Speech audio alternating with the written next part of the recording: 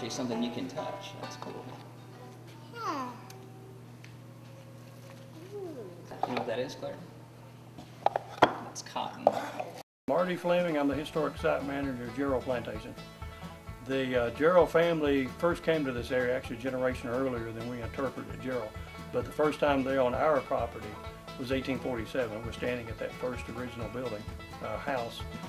At one time, all the buildings were around this house. And then a generation later, a son, his mother's still living in this house, and he builds a house, eventually two houses, and he's the one that sort of brings Jarrell to what to its peak. He brings in steam engines, two steam engines, and a sawmill, a grist mill, and a cotton gin, and still has a blacksmith shop and a woodworking shop.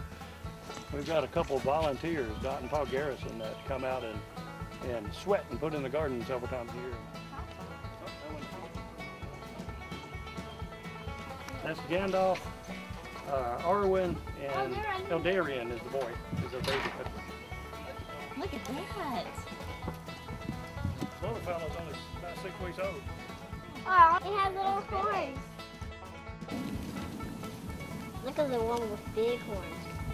How come the lamb doesn't? Look how white the lamb is. In addition to keeping sheep, they have an old gray mule named Toby.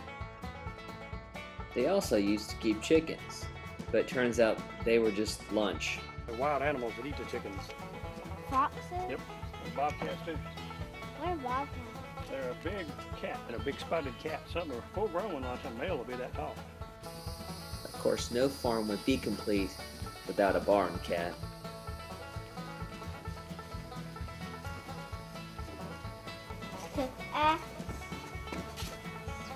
Fox.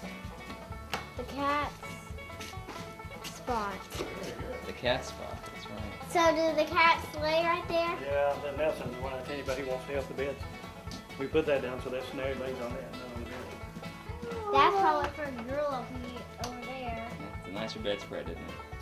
So the Jarrells were an entrepreneurial family, to say the least. Very, very enterprising, especially the second generation, especially B.R. Jarrell, the one that brought in the engines and jumped into the Industrial Revolution on both feet, basically. As a boy or his father's life, everything was muscles and mule power, and he just brought in the engines. This was the hub of this community. People came from miles around to here to have cotton gin and corn ground and lumber cut and to buy things in the store. And eventually one of the family members became the postmistress, so they came here for their mail also. 1920 is where the boll weevil finally got to this part of Georgia, and a few years after that, before people actually gave up on cotton. Yeah. Because there was no need to. You plant and think you're all right. The second year after your crop was destroyed, and destroyed again. What'd you call him? A fence lizard? Fence lizard. He looks like a fence? You get them on a gray weather fence post, it blends right in.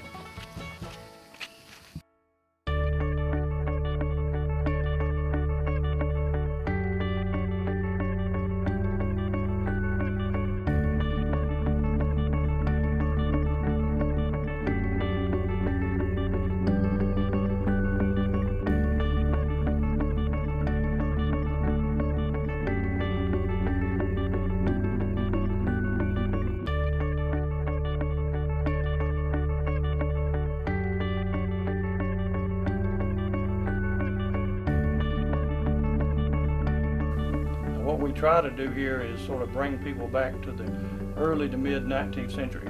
In our special events, you can come and see spinning and weaving and blacksmithing. It's the only state park facility you can see a steam engine run also. We have several guilds here. The Quilting Guild meets every month. The Fiber Guild's actually meeting today. And my wife's teaching people to knit socks at the moment. And then the Leather Guild here is every other month. So if you're interested in any of that sort of crafts, we're trying to keep those alive with some of the guilds here also. I'm Nancy Fleming, and this is the Jarrell Farm Fiber Guild. We meet monthly at Jarrell Plantation Historic Site to learn new skills that benefits us as we advance our knitting and spinning and weaving. And then for the special events at Jarrell Plantation, we volunteer our time either with spinning and weaving and any fiber demonstration that we can to help share this with everybody that maybe doesn't know about knitting socks by hand or dyeing yarn with natural dyes or weaving on a wool floor loom. What are they knitting? They're knitting Socks. We're going to make socks. See, this is the edge. Nancy, we need to show her one of your socks. Look at this one.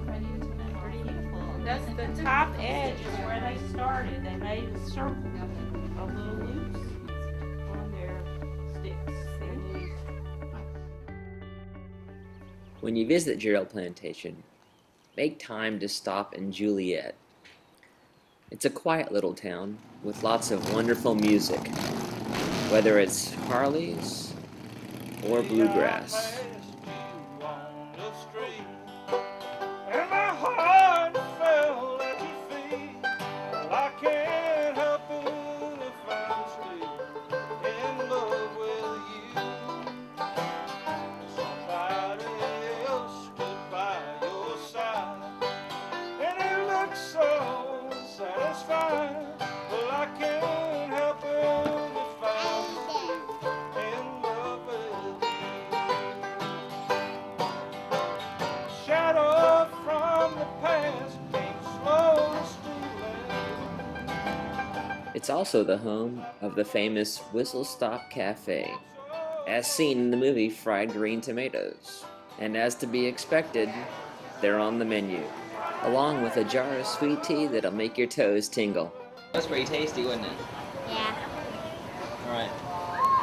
I guess we should have expected it. It says good food, so.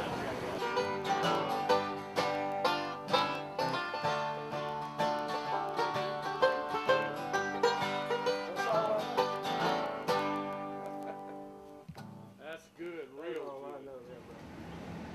good. Guess that's why they call it Whistle Stop Cafe. For more information about the Jarrell Plantation Historic Site, visit www.getoutdoorsgeorgia.org. Come back and visit us at www.youtube.com/familyonthego. Get outdoors, Georgia. Get out, get dirty, get fit.